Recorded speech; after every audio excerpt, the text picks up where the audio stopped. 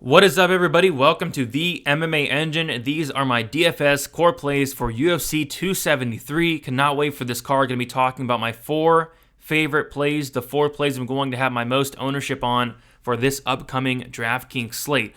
Before we get started, if you guys can please leave a like, subscribe here to the MMA Engine channel. We're going to start bringing in a ton new content. So yeah, hit the like, hit the subscribe, all the good stuff. I say we get right into it, starting with my favorite play on the entire slate. We have Alexander Volkanovski sitting at 9,500, the most expensive on the slate, but for a very good reason. He has 5 rounds to work with here, and I just feel like he's very safe. I like him in cash. I like him in tournaments. He's minus 800 on the money line, and when you look into the matchup, you can definitely see why. It's hard to give, the Korean Zombie, much of a chance here, to be honest. I mean, outside of a knockout, I just don't see the Korean Zombie winning many minutes at all. I think maybe he can have a big shot landed here or there.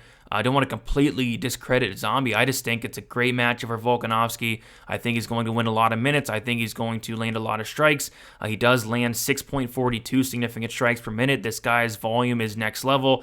Not many people at all go out there and out volume Max Holloway, but he did it twice. You just gotta love Volkanovski in tournaments and cash and DraftKings in general. He's averaging 107 DraftKings points in his wins, and then he's averaging 110 DraftKings points in 5-round fights. So I love the floor. I love the ceiling. I think he has a ton of upside. Whether this goes 5 rounds, whether he eventually finds a finish, I think Volkanovski is the best play on the entire slate, factoring everything in terms of, the money line, how safe is he, the floor, all the good stuff. I really like me some Alexander Volkanovski and going to have a ton of them. Next play, we have Mark Madsen, 7,800. So we need some dogs here. We like Jan up top. We like Chimaev up top. We like Volkanovski up top. How are we going to go up and pay for those guys? We need some dogs. And there's not a ton of dogs that stick out, but I really like Mark Madsen this week. I think you got to like Mark Madsen from a DraftKings perspective. He has an Olympic wrestling background, and on paper, Pichel has a 25% takedown defense. Like, on paper, that is a recipe for disaster. You see that Pichel has been taken down 15 times in his last 4 fights. I think Mark Madsen can absolutely go for takedowns, absolutely get those takedowns, get a ton of takedowns. It's just the only concern with Mark Madsen is going to be the cardio. He's very good early on. It's just he does slow down as the fight goes on. But in a win, if he is able to bank those first 2 rounds, if he is able to even finish, Pichel early even, I think Mark Madsen has a high ceiling as a dog. Even in a loss, if he loses, it's probably because, first of all, it's probably because it's close. It's probably because he loses the 3rd round. It's probably because he maybe loses the 2nd round in a very close fight. Even in a loss, especially from a cash game perspective, I think Mark Madsen scores very well, whether it is a win or a loss. But I hope he wins. I think he wins. I think he bangs those first 2 rounds, kind of loses that 3rd. But in those first 2 rounds, I see a lot of takedowns, a lot of control time, and it's really hard to ignore the takedown upside here from Mark Madsen and the price tag. Next, we have Anthony Hernandez, 8,700. Kind of a weird one here, but this fight should be an absolute war. I think this fight is one to target for sure. It's just really hard to see the winner not find its way on the optimal lineup in a fight like this. Fluffy Hernandez has not been to a 3rd round thus far in the UFC. He's always in these wars, and then you have Fremd coming in on short notice. The fight doesn't go to decision is minus 440 on, I believe it was Bet Online, but FanDuel has minus 700.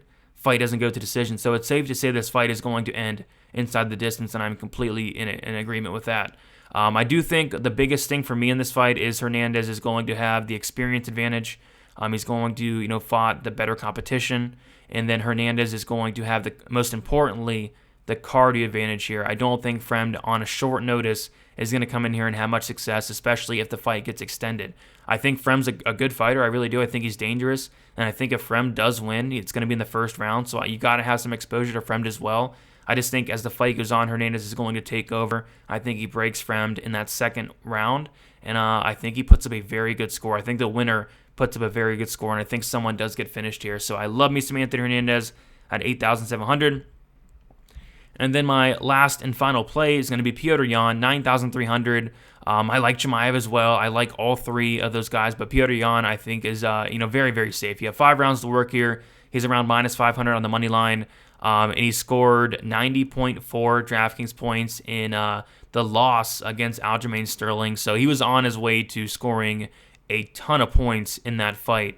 I mean, at the very minimum, he would have scored like 120 if nothing else happened in that fight the rest of the way. But he would have added up some strikes, some takedowns.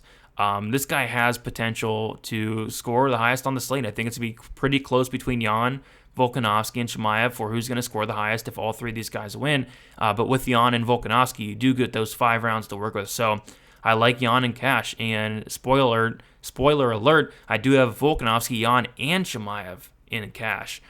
So I do like all three of these guys. Jan, 9,300. I think he has takedown upside. I think he has volume upside. Just a high floor and a very high ceiling as well for him. And I think he does win this fight. As far as the cash perspective, I do like Jan and stacking Sterling as well. I think this fight does get extended.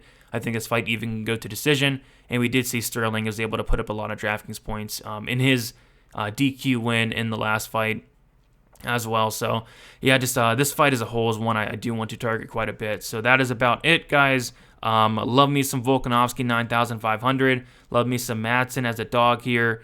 Kind of a contrarian play, if you will, with Hernandez at 8,700. I think this fight as a whole has very good upside. And then Petr Yan, I think, is a very good play as well. But don't mind stacking it up in cash games. I would not stack this fight in tournaments, though. But as far as cash games, double ups, if you want a nice floor, just stack up Jan and Sterling. I think it's a good way to go. But that is about it, guys. Thank you so much for watching. Be sure to leave a like, subscribe here to the MMA Engine. Let's keep growing the channel. Gonna start bringing in some new content. Check out our other content on there as well. Monk doing stuff. Monk and Lou going live. I'm going live on Friday as well. Me and Uncle Weezy doing some shows. Check us out. Lots going on in here at the MMA Engine. So that's about it, guys. Best of luck. We'll talk to you very soon. See you guys.